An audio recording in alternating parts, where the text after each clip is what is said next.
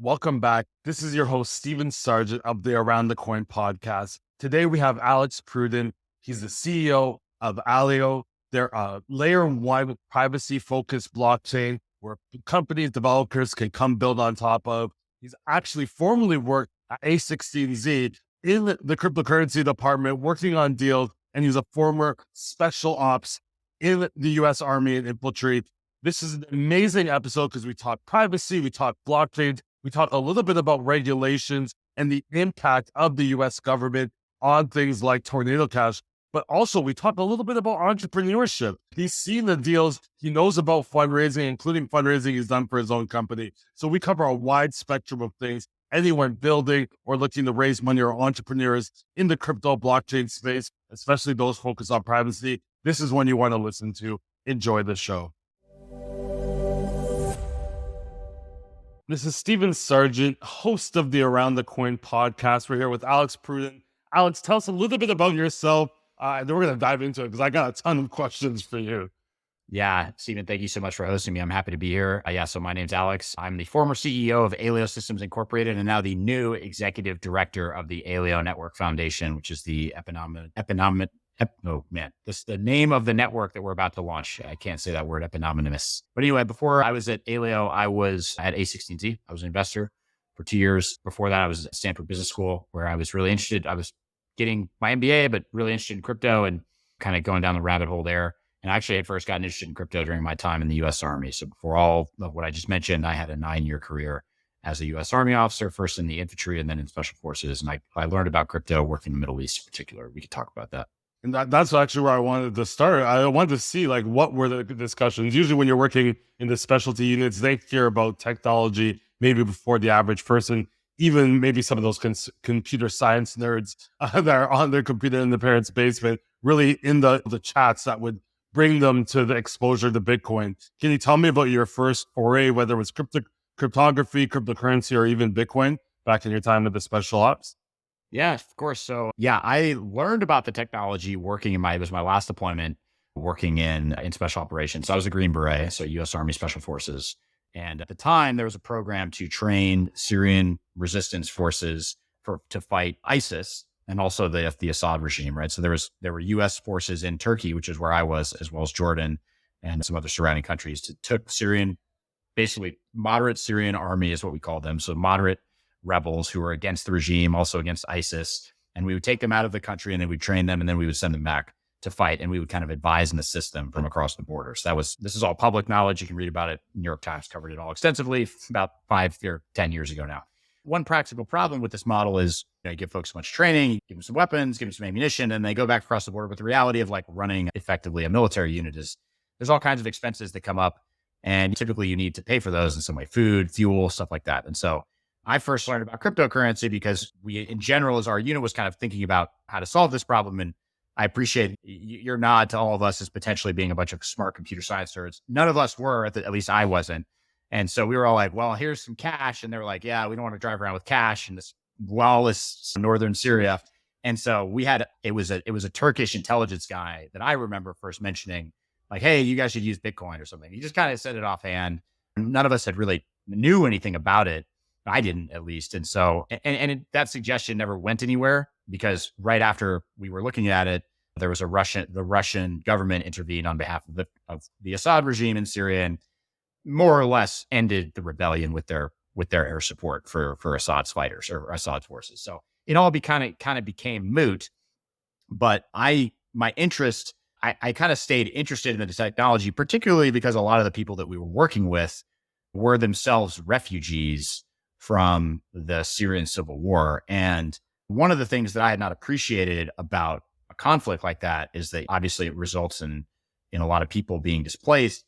But when you displace from one country to another, oftentimes that comes with a massive amount of destruction of wealth, right? So if you just think about, I think it's something we take for granted oftentimes in the US, particularly because the dollar, where you can take a dollar and basically go anywhere and spend it. But if you're a Syrian whose savings is in Syrian pounds, in a bank account in Syria, in Damascus or Aleppo, it's not trivial to go to Turkey and make that your new home and then get that money out. And especially if you have real property, that physically is in Syria, you have to risk your life to go back and get it and potentially lose your identity documents.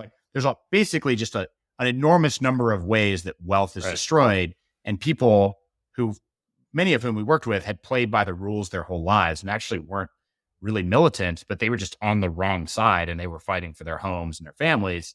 And when it all was said and done, they had lost their entire life savings in the process of like fleeing a country. And so, thinking as I was leaving that deployment, I was just in the process of transitioning out of the military, and this idea of Bitcoin, because Bitcoin was all I knew about at the time, was like where it was effectively like a bank account in your head, right? Where it's like, I worked my whole life as a dentist or a doctor or a teacher or whatever, and like I'm saving money in this Bitcoin account, and I and only I know the private key or the seed phrase. I can just go somewhere else, and now I can just like enter that in, and now I have all my wealth. Like that was kind of the simplistic way I viewed it in the beginning, but I was like, wow, this is really cool, because I hadn't appreciated how actually in practice difficult that is for populations like refugee populations the world over. So that's how I got interested in the space to begin with. I love it. And I think to your point about comparison to the United States or North America, I'm in Canada, most of our wealth is in our house, right? So if you're being displaced and all your wealth is in your house, or even if you do get the money out, that money essentially, usually when it's an unstable ecosystem, unstable political situation, that money becomes, I don't want to say worthless, but we saw after World War II, they have to weigh the money because it's so worthless. So I think a lot of those important factors, I think we're seeing a lot here after the pandemic, namely when we want to send aid to places like Ukraine, like GoFundMe is not going to allow you to fund military equipment. So now, and I'm in Canada, so we saw it with the Freedom Convoy. If you want to donate to the Freedom Convoy, you had to do it through cryptocurrency because once again, the government can influence centralized authorities like GoFundMe. So I think you bring up some really great use cases. I guess you saw it on the ground. It probably made sense. But even if you're coming from the UK to Canada, it's not the easiest to move around money, as you've probably seen in your career. Totally. Well, there's two things you said that I think are going to preview stuff we're going to talk about later. One is like you mentioned, if you want to fund the Freedom Convoy, you had to use crypto. Well, ironically, in some ways, that actually makes you a very easy target for a regime that doesn't want you to do that, right? And this is like the reality of most cryptocurrencies out there. Is actually kind of, in many ways, a better surveillance tool than the traditional financial system.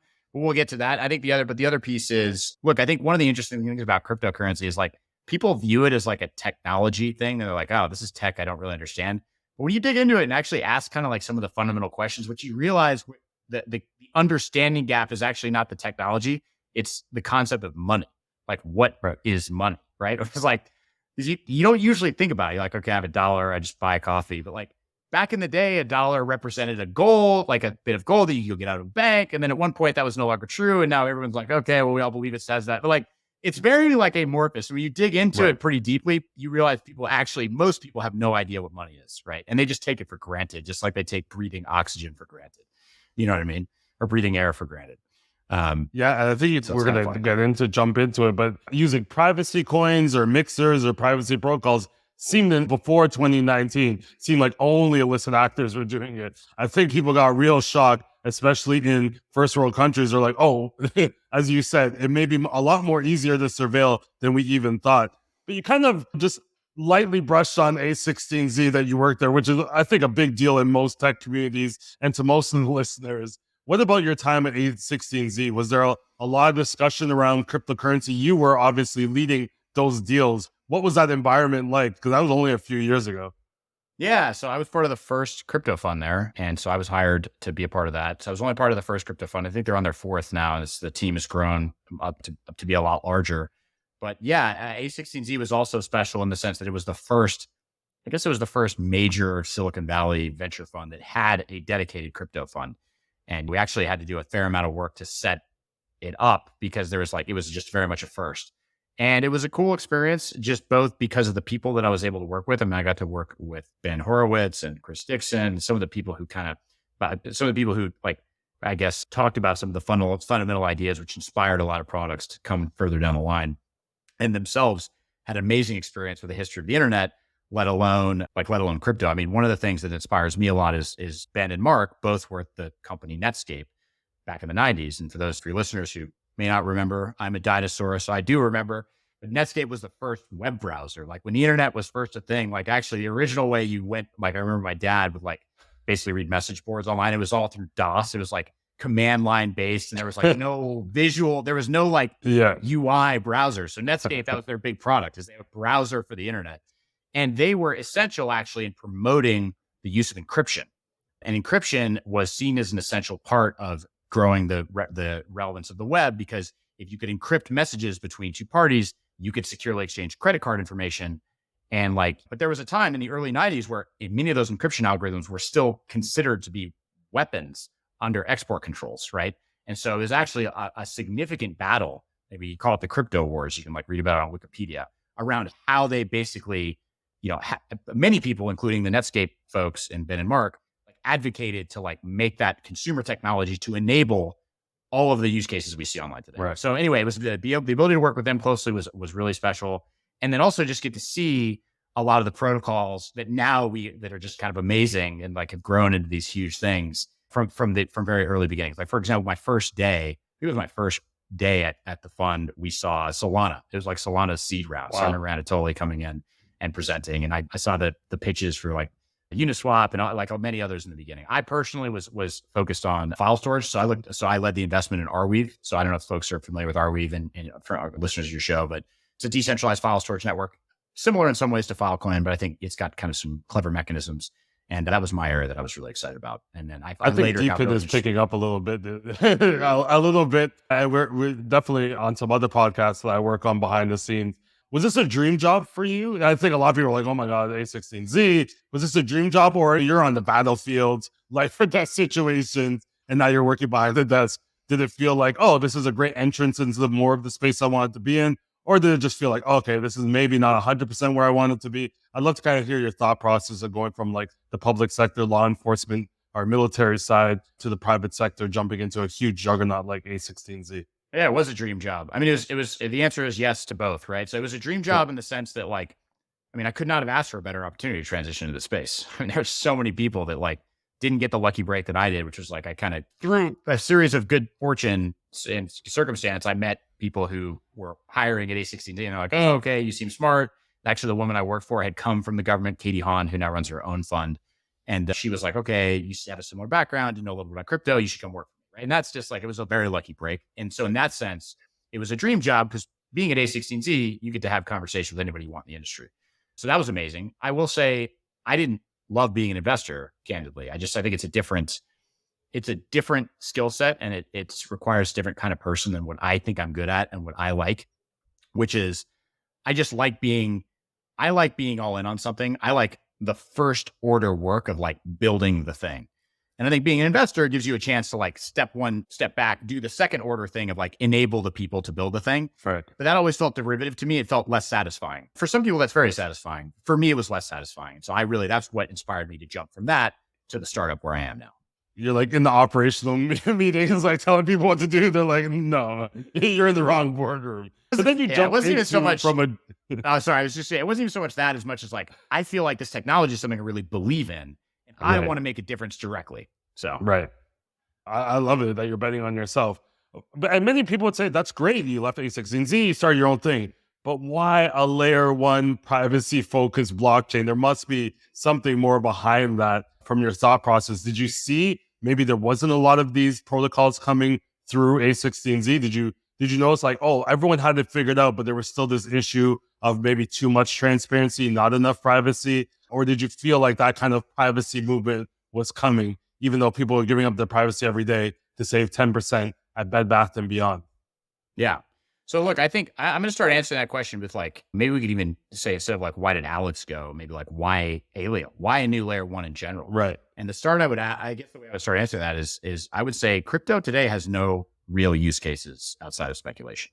That may be a controversial statement, but I think it's actually true. If you look at most transaction activity on Ethereum, what you will see is USDC and Uniswap are 90% of it. And if you dig into what that is, it's project announces airdrop. Money gets traded on Uniswap for the token, hold the token, maybe transfer it around to try and game the airdrop, and then transfer airdrops tokens to USDC to cash out. That is what 95% of activity on Ethereum is. And I will bet money to anyone who argues with me on that.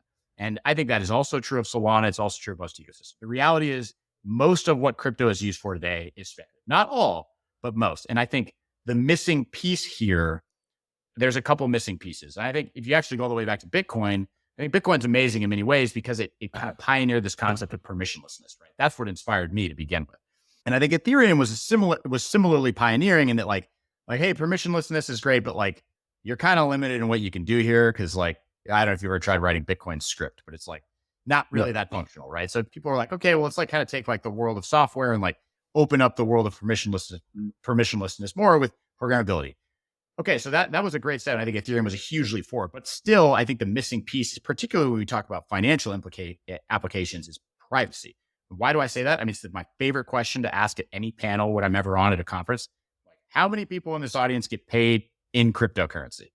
And inevitably, I get like one or two smarmy people who are like, well, I get paid in USDC. I'm like, yeah, okay, like 5% of your salary or whatever. Like, there's inevitably people who say they like bonus. Get a little bit, whatever, right? But like you can just look and poll the industry, and the 99% of people get paid through the banking system, right? It tells you almost all you need to know about the utility of crypto as it stands today. Now, and this is an example of privacy. You mentioned like people are willing to give up their privacy to save 10%, but that's actually not true for a lot of things. People are still pretty reticent to share their salary. Not all people, but like they're still like generally feeling like people don't publicize how much money they make in a year generally, right? There are things that people do care about protecting. And particularly when you move from the individual level to the business level, or particularly when you move from like simple, small scale financial transactions to like life savings, or even like beyond financial, like medical history, people are definitely not down to just share everything openly. Like you have to in crypto, right? As part of the fundamental architecture. So that was the missing piece for me. Why I thought Aleo made sense, because it added privacy to where I think breakthroughs on permissionlessness and programmability. And to me, the three things are essential for real world utility. That's awesome. That's not the first time I really heard that, to be quite honest. And there is a lot of use cases when it comes to remittances, transfer funds, especially in places like Latin America, Africa. But to your point, it's not the majority of if you looked at the majority of the usage, that is definitely not there. But then if people are hearing privacy, they're like, okay, you're basic. It looks like you're betting on zero knowledge, proof or protocols. But people are going to say like, hey, Monero, Zcash, you kind of had privacy. Tell me what you're doing that's a little bit different, because we're seeing this renewed interest in zero knowledge proofs that I guess technically in the industry that's always been there, but it seems like it's coming more mainstream as to like actual user experience or consumer adoption. Yeah. And first, let's just define for your audience to make sure that everyone understands what is a zero knowledge proof. It's a cryptographic technique to prove that a fact is true without revealing why, right? So like the real world example I like to give a lot of times is like, imagine you're like going to a bar, you want to get in, you have to be over 21. Imagine you could just like prove you were over 21 without showing your driver's license, right? Because if I show you my driver's license, you like see my name and my actual birthday. I mean, it's kind of a toy example. And your address in a lot of places, right? Which isn't great for bouncers and women that may be intoxicated. And there's been situations like that where is that too much information being shared?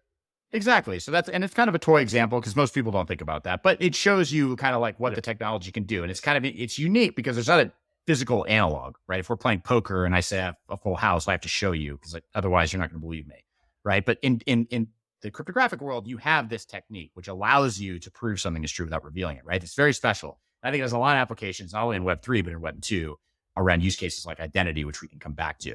But I think to your question of like, hey, we've tried this before, no one really cares, what's missing? I think what's missing here is like, look, I think Ethereum, I mean, if you look at the relative adoption of cryptocurrencies across all layer one networks, you've seen over the past 8 years, a smaller share of the pie with like kind of the legacy systems like Bitcoin. And you've seen more growth in like these kind of the systems that enable smart contracts or programmability, right? And one of the biggest areas of growth that you see is like stablecoins, right? You mentioned a minute ago, remittances is a use case for crypto that's not just speculative. And I agree, there is some limited use cases for remittances, but most of that happens actually denominated in USDT or USDC. Yeah. Now I know technically you can do USDT on Bitcoin before anyone comes at me for that. I know technically it's possible. But you're right. Mostly stable coins because they don't want to lose any. They can't they can't afford the fluctuation. And if you want to do anything more than just a very trivial stablecoin implementation like USDC has some compliance policies around it, like you kind of need a smart contract blockchain, right? So what's missing from Monero and Zcash is the programmability aspect. Actually, up to this point, up until Aleo, there has not been a zero knowledge privacy preserving protocol that gave you the same programmability as Ethereum. And in fact, even all of the ZK rollups, like the ZK and ZK rollup is actually a little bit of a misnomer because all of those don't really use the zero knowledge aspect of zero knowledge proofs. They kind of take advantage of the fact that a zero knowledge proof succinctly proves that something is true. So they basically use it to pack a bunch of transactions into a single one, but all those transactions are actually still public on the Ethereum blockchain. And can you walk me through, because you just don't have a blockchain, you have a whole infrastructure. Maybe give a little bit of high level. It's like, what are you building here? Totally. What are the use cases you're seeing being used? Because you're not only building your own privacy blockchain, developers can now build on top of you, I'm assuming, with their own application. So give us a little bit of high level view, maybe the Aleo suite, if you will. Yeah, of course. So look, and maybe just I'll say it this way.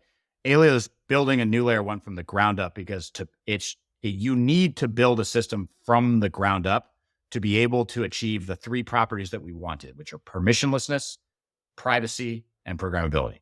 So starting at the bottom, like the base layer, we have a consensus algorithm called SnarkOS, which is actually, our consensus algorithm is a variant of Narwhal Bullshark, which is what Sui and Aptos use, but it's a proof of stake consensus. And the basic point of this is like, there's a ledger and there's a bunch of nodes that all come to consensus about what's on the ledger, right? This is a basic blockchain thing, but it's nuanced in this case because what is on the ledger? Well, what's on the ledger in this case is a bunch of encrypted records, right? Unlike every other blockchain where everything is just like public, like on Ethereum, for example, you tell me your ENS name, I can just look you up and see what you own, right? So in this case, the state is a little bit special because it's encrypted. And so dealing with that and making sure that consensus is dealt with appropriately requires something a little bit bespoke. So that's the consensus protocol. So that's like the blockchain part in the traditional sense. Then we have a smart contract platform on top of it. And so the analogy here is like the Ethereum blockchain and the EVM, right? So we have SnarkOS, which is the Aleo blockchain, and then our Snark VM is like, what do you do on top of it? You kind of mentioned this is like developers can deploy applications. So this is all our VM and the logic by which like, hey, I want to deploy a program written in our language, Leo, which I'll get back to in a minute. And I want to deploy that program. And then I want to like do a state transition, or I want to like send money based on the logic of that program. And so that requires from the ground up a new language and compiler to let you do that. So the VM actually processes those state transitions, but you need a new language and compiler. And you can ask yourself, why do you need a language compiler? And I can that was maybe my next question, is because I think people are familiar maybe with Solidity on Ethereum. Definitely. Why a new language? And what were people using before, Leo? It's a great question. There was a language called Circom, which if you wanted to do circuits, actually some old Circom circuits were deployed as EVM smart contracts. But basically it was like, they call these things circuits because that's kind of like mathematically how you're representing logic. And it sounds as complicated as it is. Like you're literally thinking of a program, you're representing it as like, think of it like an electrical circuit is kind of how you think about it. And you're basically like making sure the output matches what you expect at the input. It's complicated, right? That's why and that's how people used to do it before languages like Leo. Now with Leo, you basically write, it's sort of like Solidity where you're like, okay, I don't care how the EVM works. I just like write some words and then it like does a thing. So Solidity, but back to the question of like why a new language, Solidity compiles instructions into EVM opcodes, right? So it's like your high level code goes to EVM opcodes, which like all the nodes in the ecosystem process simultaneously. It's like similar to how your computer works at like a distributed level. But here we're like, what is being computed in the case of Aleo are it's synthesizing and generating zero knowledge proofs, right? So it's a fundamentally different kind of domain. Now, actually, this is a good point to linger. Technically, you can do this on Ethereum. You can. And there are examples of zero knowledge applications on Ethereum. The drawback is that Ethereum is not purpose built for that. And there are significant limitations, especially the cost. And there is, in fact, as every Ethereum block has what's called a gas limit, which effectively limits the amount of computation that you can do in that block. And because Ethereum wasn't purpose built for ZK, a lot of the cryptographic primitives that you have to use that are the EVM opcodes are very inefficient and therefore very expensive. So by building a new layer one, you can basically hand pick the most efficient cryptographic primitives to be able to then give yourself a zero knowledge smart contract platform that is actually like efficient from a financial or economic point of view. So I think that's the thing I hear most about Ethereum is that it's for everything. And whether it's fan tokens or when you're saying it's privacy, you have to almost build a new blockchain in order to focus just on that purpose. Otherwise, it's just not really functional on Ethereum. There's too many factors involving in exactly what you're saying is price and expense and costs. Yeah, and you can measure this yourself. I mean, this is like, I guess, the beauty of a public smart contract blockchain. You can go to Etherscan and you can look at a ZK rollup contract that's deployed or a ZKML contract, and you can literally just price the gas that's paid to it, and you can see it's significant. So that's one reason why we chose to specialize. And there's a couple other advantages too. I mean, we can get back into this, but I think if the model of Ethereum accounts, the way they represent state as like account state, makes it very difficult to have privacy. And this is why you see like projects like ZK.money or Tornado Cash that tried to do that. They basically have a layer 2 that you bridge into that represents state differently to actually try and give you a real sense of privacy. So, and we're definitely going to get into Tornado Cash, I think, in the discussion. But you mentioned identification. And I think the word identification and privacy doesn't seem to go hand in hand for a lot of people, especially those from the traditional financial institutions. But you recently partnered with ZPass, which is a protocol focused on age verification. Almost goes back to probably to your biggest use case of giving information like age at a bar.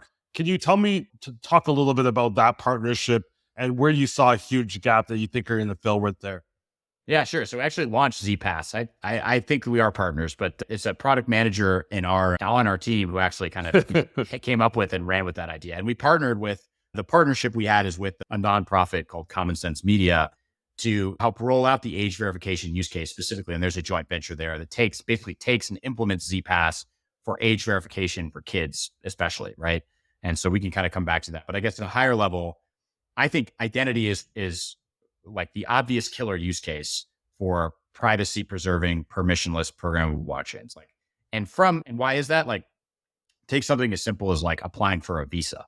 To your point around people like may or may not care about privacy. Like if you apply for a visa to go to like, I don't know, a Korea or something like that, or wherever has a visa requirement, typically like you have to scan your passport and like send it as a JPEG, right? And like, hopefully that never gets lost, whoever's storing it.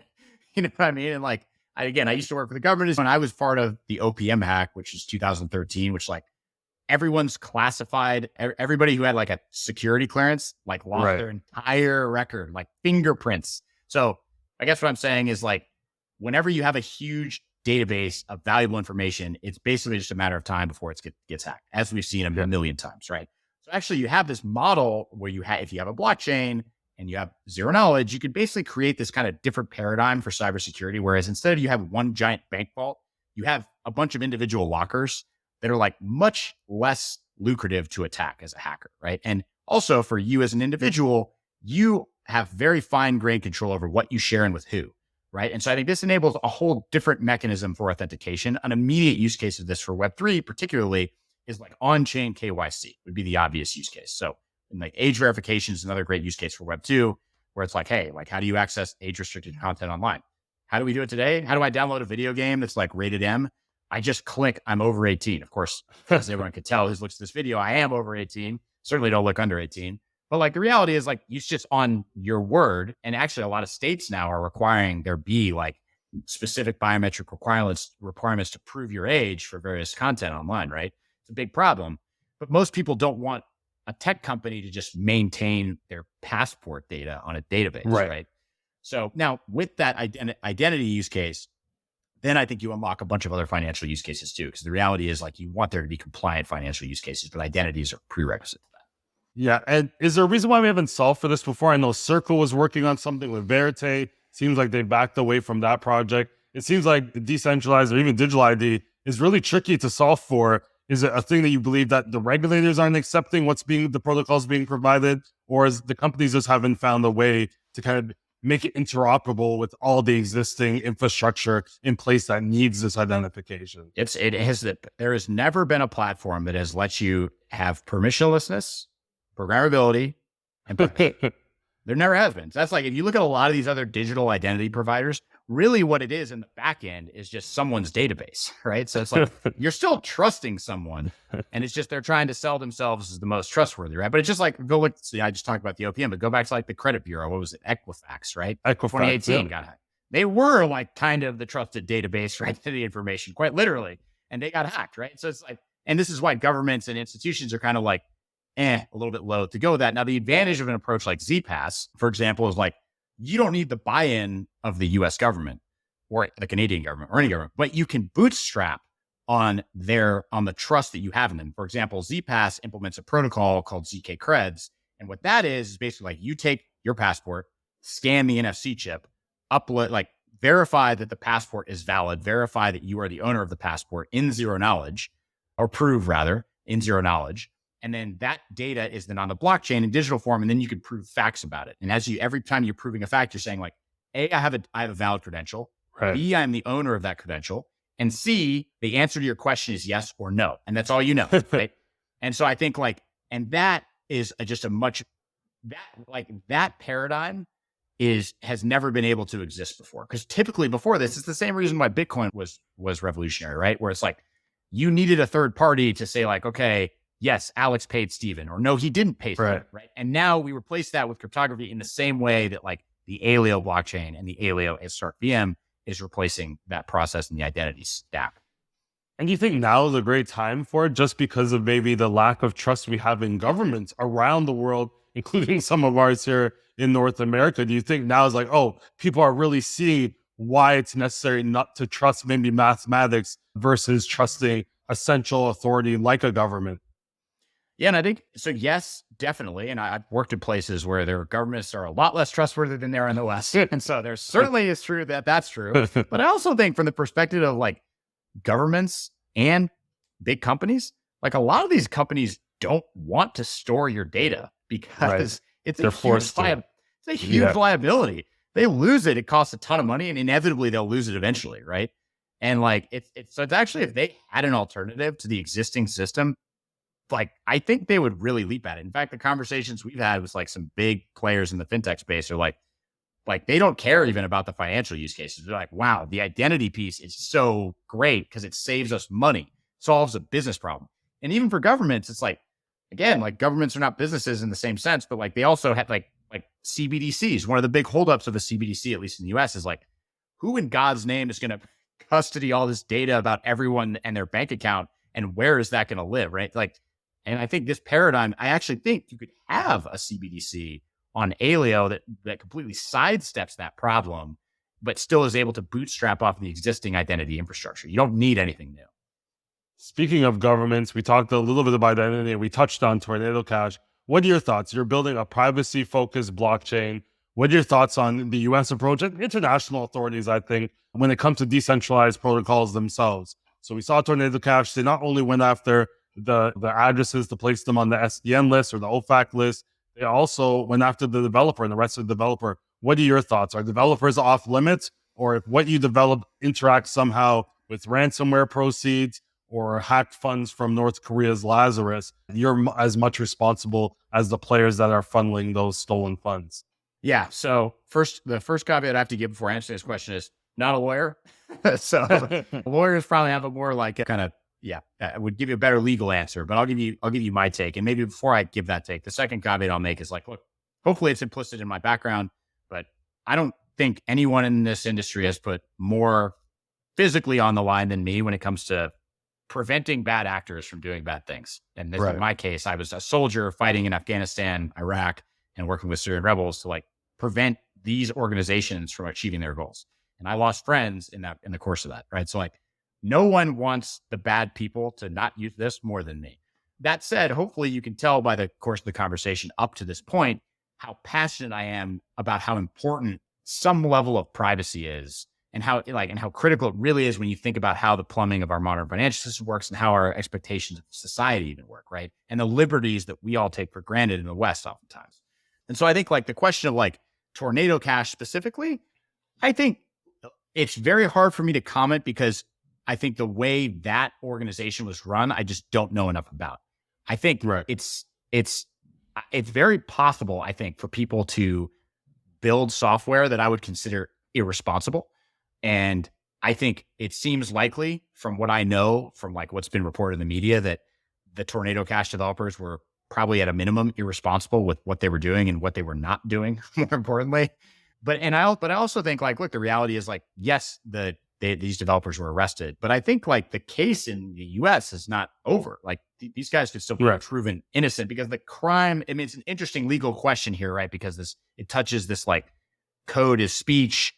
is free speech. And so I think there's been many people, including like advisor Matthew Green, who is a cryptographer at Johns Hopkins, who's like kind of took a stand on this and said, hey, like the Tornado Cash library, like we're forking it and open sourcing it and just making sure like the world still has access to this.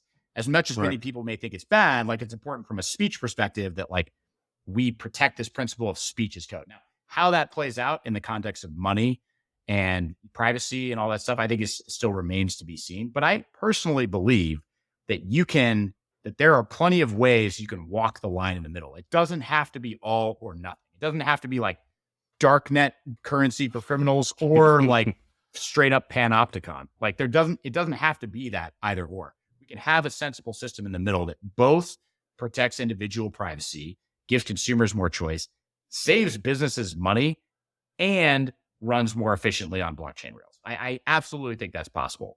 And does that impact the way you build it all? Do you see that impacting the way you build, or how do you balance that when you're having these conversations after something like Tornado Cash happens? Or are you pretty confident with the way you're building that you're kind of walking that middle balance?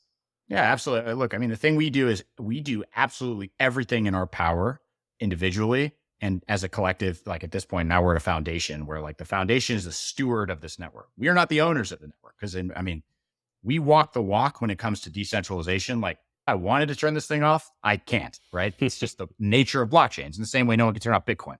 But look, we can loudly advocate for what we believe are the right things to do here. And I think there's a bunch of compliance policies and there's a bunch of things that you can do that other teams have adopted. Like USDC, for example, has a blacklist of like, okay, people on the OFAC sanction list, like Kim Jong-un can't send money.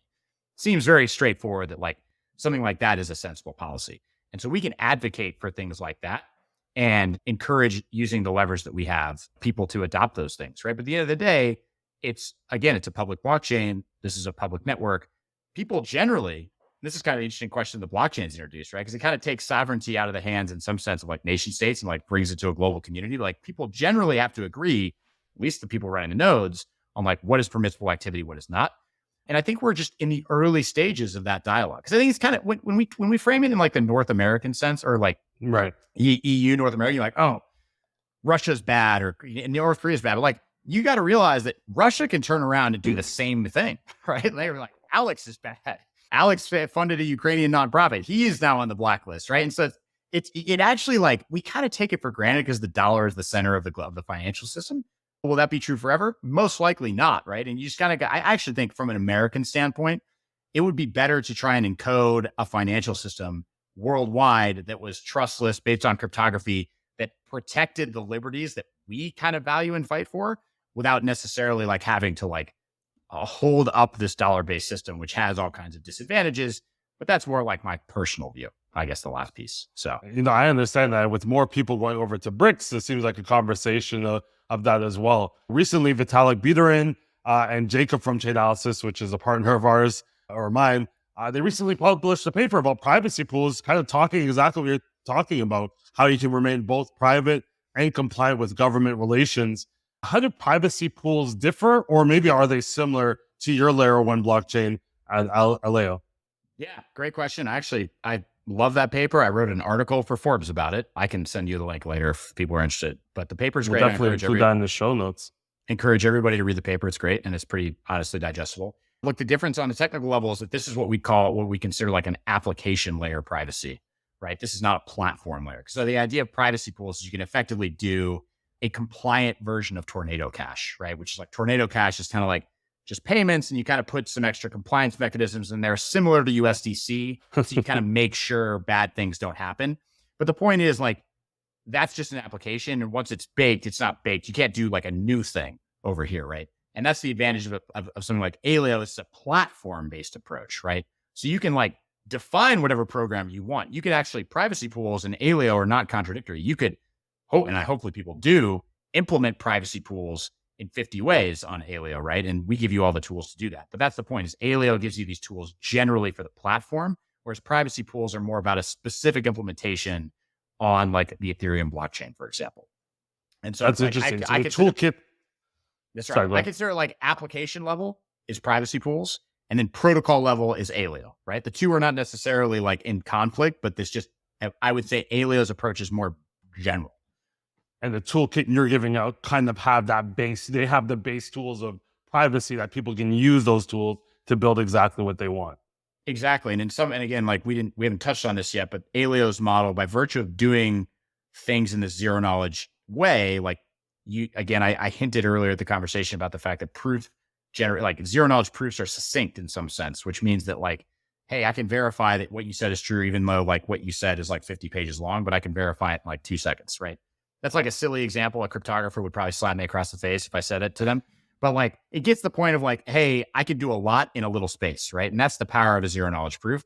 And so same thing here, unlike, and you could do it for cheaply, right? Like on Ethereum, great, again, pioneering work, groundbreaking. General model doesn't quite let you do that as efficiently, so it's costlier, right? So if you're doing privacy pools, in many ways, Aleo is better because the cryptography is all kind of purpose built for that use case specifically. Right.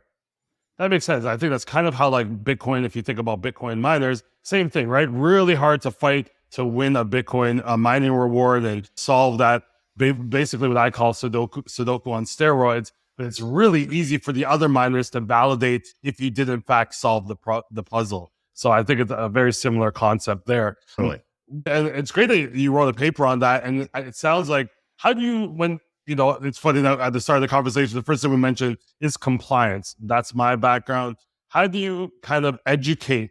I think educate is the best word. Naysayers, and maybe even regulators that without even reading into it, understanding the technology, they just automatically say, well, privacy won't meet regulatory requirements or compliance. How do you kind of educate them? Because I think that's in the headlines, we're seeing more and more people get educated, but there's still that group that would rather not have to learn anything and just disregard the whole privacy conversation altogether. Yeah. First thing I would say is like, look, first off, governments generally are not a monolith, right? Like the Chinese government, the PRC, and the US government have very different views about privacy and what's permissible, right? And then within, you can just take like the US government, that's also not a monolith. Like the agencies that focus on consumer protection, right? Like have a different agenda than like the SEC or like FinCEN, right? And like, so in some sense, like there's a big heterogeneity around when we say regulators, right? Typically when people talk about regulators in the context of privacy, they're talking about like FinCEN, right? And that's like, when you're thinking about Treasury and like, okay, we have sanctions we're trying to apply to like Iran and rogue states. And I think, and that's how people think of it. I think that the question that I would ask to them, and I have when in conversations, is like, first off, acknowledge that these are people that are doing their jobs and believe in what they're doing is right. And I actually think a lot of what they do is great. I think to me, it's just a starting point of like, hey, what are we trying to accomplish? And at what cost does it come? Right. And if we think about the system we have, let's just forget crypto for a second. Let's like go back to like 2007 before Bitcoin even existed. Right. North Korea by then had a nuclear program that existed for 10 years. Right. And it only was great. Like no matter how many sanctions were applied, it continued to grow. Right. And like, and how do they fund that? Well, some way, shape, or form, they use the financial system, right? They evaded the sanctions somehow, right? The financial system consisting of like big banks. In fact, if you look at like the stats around money laundering, I think even still today, in with crypto existing, 98% of money laundering happens through banks. So what is Treasury's response to that? Well, they're like, well, look, banks are a good thing for society generally, so we don't want to just crush them. We need to mitigate the bad things. And I think that's the attitude that I would encourage regulators to have towards this technology. Now, I think a big part of responsibility is on us as an industry to prove real utility. And this is something that I really have a bone to pick with a lot of people in this industry because there's too many people that are satisfied with launching a meme coin and getting rich. And that shit is what makes, sorry to curse, but like that's what makes regulators being like, this is just full of scams and criminals, right? And despite all the big talk that many people have made through the years about all the use cases, there are very, very few to show for it, right? And I think we, as an industry, need to step up and not just educate, not just tell people what can be done, but like, here's a product. And this is what I hope ZPass becomes like, here's a product that solves a problem that cannot be solved in the other way. So now, of course, there's implications of this technology. Like any technology, it can be abused. But in my opinion, the mature approach to that is let's keep as much of the good as we can and minimize as much of the bad as we can. And I think to me, that is where I'm sure the space will get to. And I think it will require kind of both sides to continue to like learn and evolve and then work together to build that future. I think you said such a great point there. That can't be done any other way. I've been in the industry, working in the industry since 2018, but definitely in it prior to that in 2000, just learning about it. And everything was this, but on the blockchain, right? Just like how now it's like, oh, it's scooters, it's Uber, but for scooters. And I think that's really what we saw in the blockchain. Is like, you could put this on the blockchain and people are like, yeah, but that's kind of risky, and we could just put this as a database, and pretty much the blockchain you're building is a private centralized blockchain. We don't really need all this technology to construct it. And then you're getting into the speculative trading, which I think has hit most. I think this is why regulators are getting more involved in, because there's no barrier to entry, right? If I want to buy and as you said, meme coin or NFT, $500,000, $600,000, I can jump in without anyone saying, hey, what are you buying? Why are you purchasing it? Let's take a look at your risk adversity. How much funds do you have? Is this disposable income? Some of the things that you would see if I wanted to do the same thing with a mutual fund or an index fund for the most part, right? So I think you raise a good point. 100%. One interesting thing sorry, go ahead. Sorry, there's one thing I can say, like, I actually wrote this in another recent article I read for Forbes, but this is a point that I make it to a lot of people, is like, crypto is so groundbreaking because it's the marriage of two of the most important ideas humanity has ever come up with: the internet and money. And like, these are just alone, you could spend a lifetime studying like the implications of them, right? And then together, like, the potential is unimaginable. What's the problem with, like, so there's like huge potential. What's the problem? The first logical thing that many people do in the space is they're like, this is the perfect thing to make a Ponzi scheme, right? Because it's like kind of the obvious thing, right? And that reflex is just, and to me, that fact is, it's like, it just shows how young this technology is, right? And we remember, like, it's easy to sometimes like get depressed of like, oh, we got SBF and like all these bad things are happening in the industry, but like, why aren't we farther along? But you got to remember, even the history of the internet. I mean, the ARPANET started in the 60s. The first browser didn't come around until the 90s. And like the ubiquity of the internet today is really like only been with us for the last 15 years, but largely speaking, right? Facebook came out in like early 2000s, right? So I think like it's still very early in the journey, and we've come an enormously long way for where we're literally talking about before, like, nation states own Bitcoin now for their central bank. Like, it's unimaginable. It's legal tender. That's crazy. In any country, it doesn't matter what country, the fact that it's legal tender. Exactly. The fact there's like BlackRock is even talking about an ETF. The fact that people accept this as tender. It's like, it's incredible how far we've come, but it's still very early days. Now, did you have any trouble? Obviously, you come from a VC background, talking to your investors, and you've received a huge fundraising rounds. I think almost 230 million just for this project. Was it hard to discuss with the investors and kind of show them the way that you can balance privacy and things like regulations? Or are they right on it? They understand that they have their own crypto departments that you are a part of. It was pretty easy to explain to them exactly what your motives were and how this was going to be used a lot more efficiently as, let's just say, the Ethereum or their blockchain. I would say, first off, like, I got to give credit to not only the team, but especially the founders, and especially Howard Wu, who's now CEO of the company, now rebranded as Provable, and formerly the CTO of Aleo Systems, which was like the joint entity before we split into a foundation company. He came up with these ideas almost a decade ago. He's a Berkeley PhD or a Berkeley master student studying under some of the foremost people in the ZK space who founded Zcash. They wrote a paper together called Zexy, which came out in 2018, which basically described this, like, it basically describes Zcash plus smart contracts, right? And so he came up with all these ideas and was really passionate about, like, hey, this is the future, permissionless programmable privacy that I now subscribe to. And I think, so why do I say all that? Well, it's because people heard his background are like, wow, this guy's smart. We want to be a part of this. And similarly, I think it's pretty easy to get people excited about the potential for zero knowledge cryptography, because it really is something pretty cool when you think about it. Like, it doesn't have a physical analog. And then I think, like, yeah, so I think that to me is what people were excited about, is they view Aleo as like the first real expression of the potential of this technology in the permissionless setting. And I think that fact, that novelty, I think helps explain a lot of how we were able to raise the money that we were able to. Was it a little easier for you because the whole entire process? Like, I think a lot of founders, entrepreneurs are listening to this podcast, and they're like, $230 million in any market is a good day. They're having trouble getting good terms on maybe $2.3 million over the last 18 months. Now the landscape, you have connections. I'm sure your background and working at A16Z opens up a lot more conversations. Did you find out the process a little easier? Maybe speaking to other partners that you had on your team? Yeah. So I would say, first off, the experience of being at a company and fundraising gives me a huge appreciation for every single founder out there. The appreciation that I didn't have as an investor, put it that way, on how hard it is. Right. And was it easier for me? How much of it was me versus how much of it was like the team? How much of it was the timing? I mean, it's one thing I think most founders are pretty familiar with. Is like really depends on the timing that can sway a lot of things. And I think that was a big part of our success too, at least on the fundraising side. But to be clear, I think fundraising and raising lots of money is a double-edged sword. And this is actually the thing I would tell all the founders out there, all the entrepreneurs, is like, with money come expectations.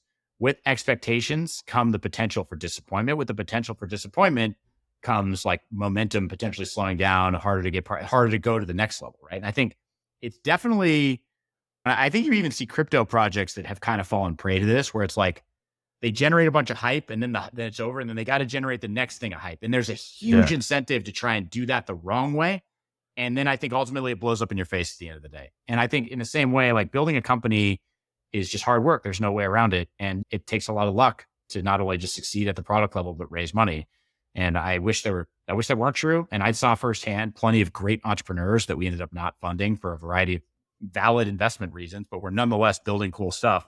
But at the end of the day, all you can do as a founder, all you can do as an entrepreneur is trust your gut, follow the vision, and believe in yourself, right? Because it's as much about faith as anything else. You have to believe the path you're on is right. And the second you stop, you kind of just have to stop, all right, doing your startup. Because it really is, there's not enough money you could make to make it worth it. Like, I love that. I encourage everyone to listen to, I don't know if you've listened to it, but like Jensen Huang is the founder of NVIDIA, gave a podcast. He never does podcasts, but he gave one recently. And NVIDIA now like does all these chips, and it's like one of the most valuable companies.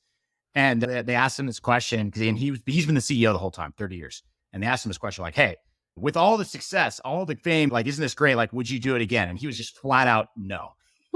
Like, no, I would not. Right. And that just goes to show that, like, even for someone who's at the pinnacle of success, it's a hard path. And I just have a huge amount of respect for anyone that walks it. And I think I want like every investor that's out there to listen to that too. And just also think about that, like, this is a space that requires all of us to kind of build together. But also I think we just need to appreciate the difficulty of building in all this uncertainty, a lot of which we've talked about in the course of the show. And I think it's very cyclical, right? You think of like stock markets, like maybe there's huge ups and downs every 10 years, every 20 years, I think is the last time we had something big, 2008-ish. So, but crypto like every 4 years, right? So you have to really be able, so in that 4 years, there's only going to be like maybe 18 months, which is the right time to strike. But you also have to build 2 or 3 years before that right time. So it's really hard to kind of hit the ground running, or as you say, really believe it and be able to maintain it to maybe the next bull market or the next time the cycle goes up. But to your point, I don't think a lot of companies have that kind of funding that they can do it for an extended period of time. Totally. And it depends on the product you're building, right? So like, I'm an L1. So like a big part of that is like, okay, this is a new platform. There's a huge potential value for a platform. And so that it kind of requires, like, first off, requires years of work to even get that to work, here to tell you. Second off, like there's a huge potential though, right? So like investors are like, okay, well, if this works, it's great. It's a big venture investment. But I think there's plenty of opportunity, especially in crypto, like we talked about earlier in this call, like just build products people want, right? We actually it's not actually any different than Web 2. It's like build something, get people who want it, get some usage around it.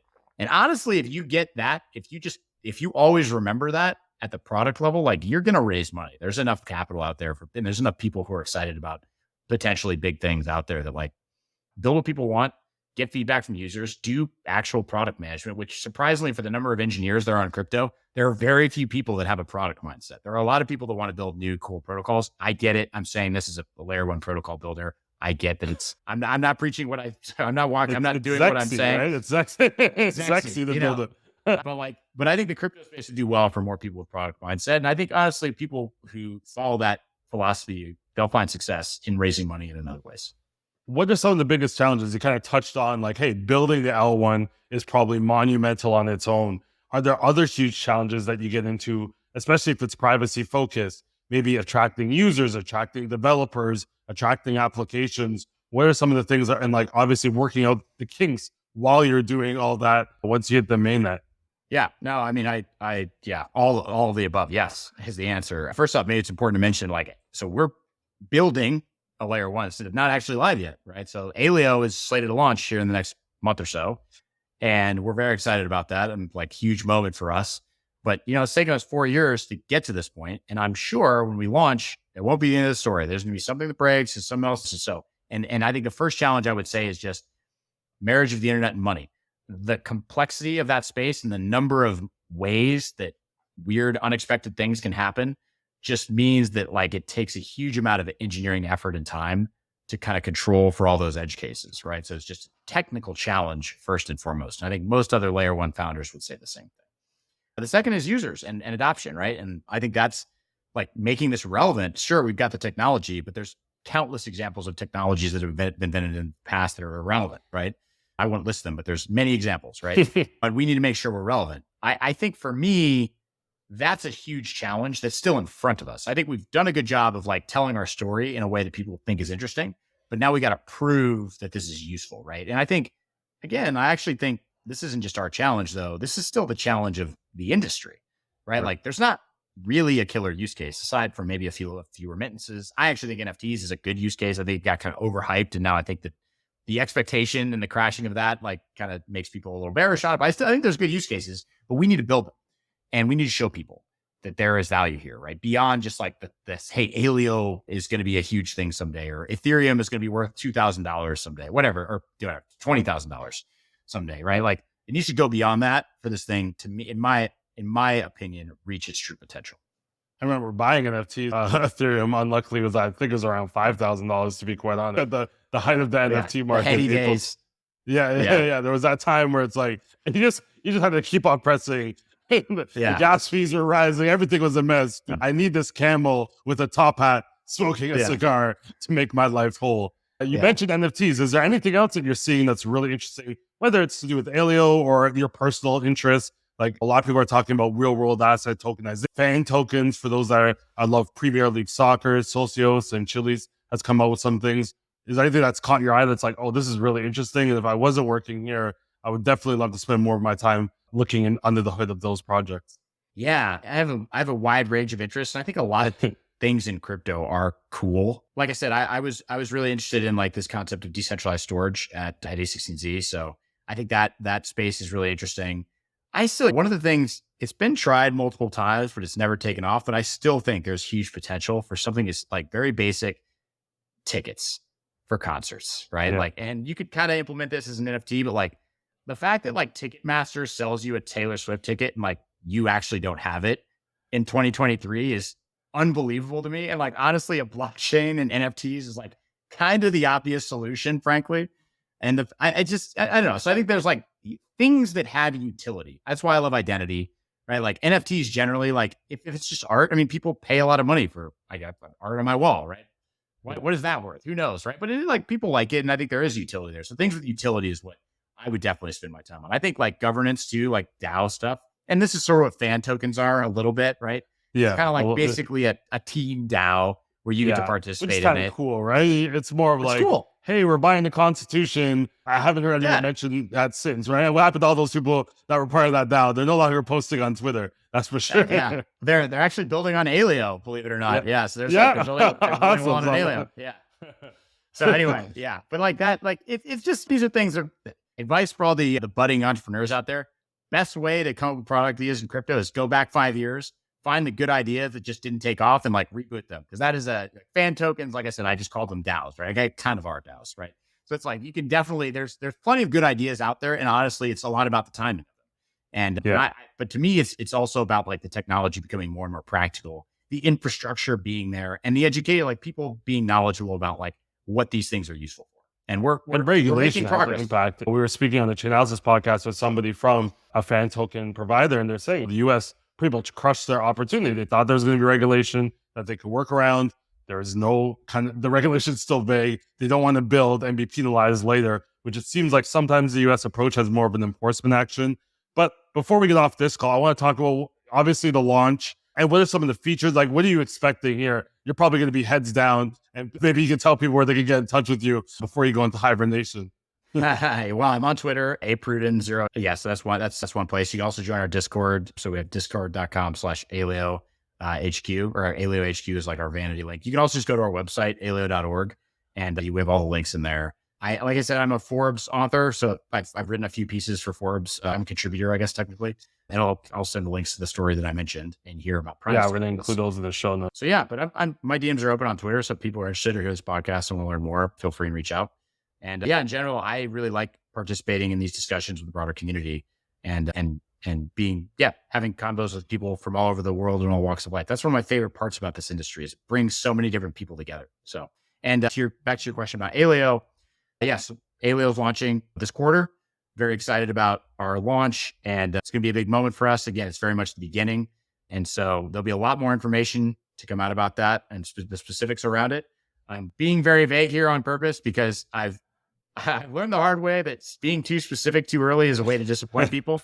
But definitely, we're definitely launching this quarter, and we're going to have a lot more information for how people can participate, the ways that they can deploy applications and build things and do stuff. And that's really what we want our focus to be, is around the builders and the users of real applications on the network. And so Aleo.org, best place to get the latest and greatest on the Discord there. Follow us on Twitter, Aleo HQ. And yeah, that's what I would say. Love it. Question, before the launch, is it kind of like all heads down? Is it a stressful environment? Or do you take maybe an opposite approach, like professional basketball teams where they're kicking around a soccer or a hacky sack before the big NBA finals? How do you approach something like a launch? Well, to be clear, I'm not an engineer, so I'm not the guy working on all the. You're not the one sweating bullets every day. I mean, I am the one sweating bullets every day, but I'm also it's almost like kicking around a hacky sack. I don't think would make me any saner, right? So I think I don't think we have the luxury of being able to kind of chill. So it's definitely all systems go, all heads down to get this thing not only to the launch but through the launch, because again, that's a moment in time. But that's the beginning, not the end. And so we gotta make sure at least we get through the beginning and we kind of get all the basics right out the gate. I think we'll have a good chance of success if we do that. Alex, it is great to talk to you. You are a reasonable voice in this industry. I love the way you kind of, really strong on some of your opinions about use cases, but not just talking about it, trying to build something that actually solves for it, which I think is more important. I think a lot of people on Twitter talk about the problems. Not many are actually working on and spending the time and life's work. Basically, we've been doing this for over 3 years, building solutions. So we really appreciate you coming on the podcast. And I'm definitely going to make sure you've been on twice now, but we have to get you back on after launch and really talk about, we can get some of those features, talk about post-launch, maybe do a synopsis or post-launch brief about how everything went. And I think in maybe 6-7 months, prices are going up and down a little bit now. We'll have a lot more conversation after the halving to discuss all the things happening in crypto and in privacies too, especially with regulation emerging this year. Yeah, totally. I'm very thankful for the opportunity to come and speak to the audience today and to have this conversation with you. Thank you for inviting me, and definitely looking forward to coming back on and giving everyone an update on how things are going. Absolute pleasure. Thank you so much.